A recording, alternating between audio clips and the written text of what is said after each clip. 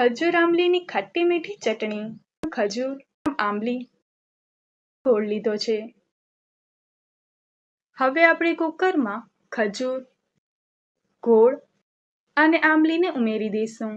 સાથે જ આપણે તેમાં 2 કપ પાણી નાખીને કુકરનું ઢાંકણું બંધ કરી દઈશું. જુઓ, આપણા ખજૂર અને આંબલી એકદમ સરસ રીતે બફાઈ ગયા છે. હવે આપણે મેસરની મદદથી આ મિશ્રણને સરસ ક્રશ કરીને સ્મૂથ કરી લઈશું.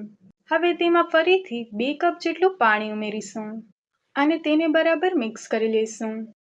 હવે આપણે એક મોટું વાસણ લઈશું અને તેના પર ઘરણી રાખીશું. હવે આપણે તેમાં ચટણીને ગાળી લઈશું.